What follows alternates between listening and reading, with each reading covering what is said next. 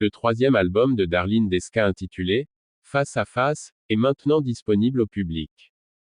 Une présentation de cet album s'est tenue en présence des journalistes et des autres invités triés sur le volet. Plusieurs artistes de l'industrie musicale haïtienne tels que Dener Seid du groupe Zafem et Kenny Haiti ont apporté leur touche dans certaines compositions. Certains titres gravés sur l'album sont le fruit d'une fusion entre le compas et l'afrobeats, a expliqué la chanteuse. Les fans peuvent désormais légalement télécharger et écouter des morceaux tels que Mais, Loving You, de Kao, Manien Mla, en featuring avec Kenny Haiti, Moen Voix, une composition de Dener Seid, Debode, Compas, en duo avec Liania, Couri après W, 10 Love, et Ewo. Au cours de cette cérémonie de présentation, Darlene Desca interprète de la chanson, Pic Makaya, s'est livrée en des confidences au public qui était présent. Elle leur a fait part de l'histoire qui se cache derrière chaque morceau et expliqué les raisons qui l'ont poussé à produire ce nouvel album pour le grand public, en particulier ses fans. Je sens que le moment était arrivé pour produire un album, alors je le fais.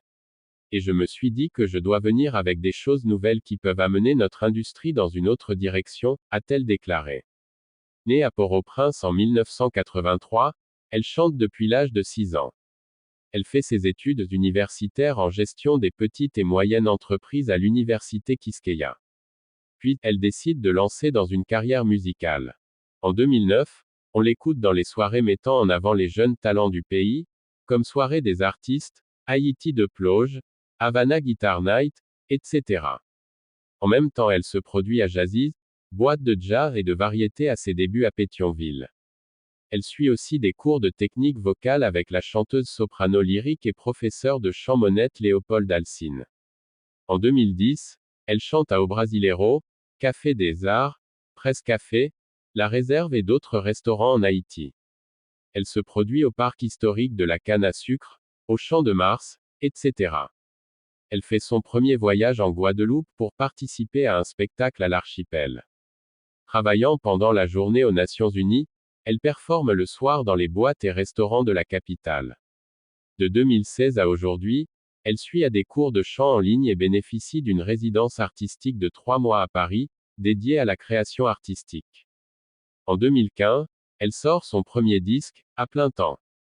Elle est finaliste du Prix Découverte RFI. Depuis, elle enchaîne des tours de chant dans toute la Caraïbe, de Cuba Disco à Cuba, au Lamentin Jazz Project en Martinique, la Carifesta Haïti, au Cayenne Jazz Festival en Guyane française, au World and Creole Music Fest, à l'île de la Dominique, en République dominicaine. Elle se produit également en Europe et aux États-Unis. En 2017, elle reçoit à Orlando le prix Meilleure chanteuse solo. Darlene Desca a sorti 2 albums et des singles, illustrant ses talents de chanteuse, auteure-compositrice, avec la collaboration d'autres paroliers, musiciens et chansonniers. Son talent confirmé a convaincu d'autres artistes de référence et de grands noms du monde littéraire et culturel à lui confier des œuvres.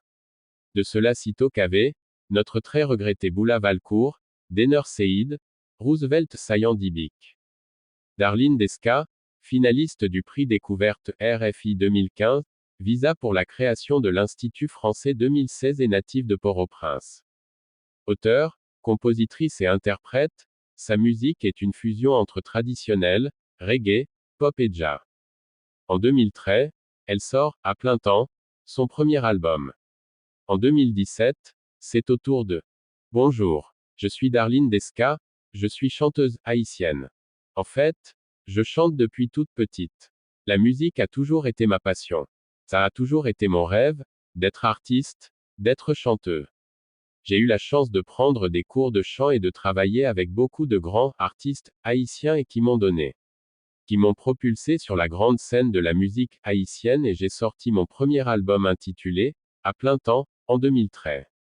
Ma musique parle de tout, d'amour, de ce que je vis au jour le jour, des misères de mon pays tout comme nos richesses, nos plages, notre histoire et tout ça. Ma musique est une fusion entre les rythmes traditionnels haïtiens, un peu jazzy, un peu soul. Mon nouvel album, Rendez-vous, j'ai réalisé un titre avec un guitariste de jazz tunisien, une expérience toute nouvelle pour moi, et un titre aussi avec un autre artiste, qui était avec moi à la résidence, Nabaloum, qui est du Burkina Faso. Ensuite des Français que j'ai rencontrés sur mon parcours et qui aussi ont mis d'une façon ou d'une autre leur empreinte sur mon album.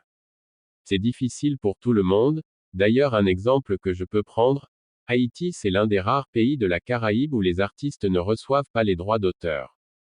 Ils ne gagnent pas quand leur musique est diffusée. Donc ça, c'est un symbole qui frappe tout le monde. Mais c'est difficile encore plus pour les femmes. Parce que les femmes doivent répondre à tellement d'obligations et à tellement d'exigences. Non seulement par rapport au milieu, mais aussi par rapport au public. On a tendance à attendre beaucoup plus des femmes que des hommes. Et on voit aussi que l'industrie musicale haïtienne est à 80% dominée par des hommes. C'est maintenant qu'on essaie de se battre, qu'on essaie de se faire une place. C'est vrai qu'on a eu des pionnières comme Martha Jean-Claude, comme Toto Bicinte, une femme, une grande dame, comme Loumané Casimir. Quand on voit son histoire, comment elle est partie, comment elle est morte, toute seule abandonnée. Il y a encore beaucoup d'efforts à faire. Moi, je suis une battante, je suis un modèle pour les autres jeunes filles haïtiennes qui veulent devenir chanteuses. Et tout comme d'autres de ma génération, on est là, on se bat, on se supporte l'une ou l'autre, mais c'est pas encore ça.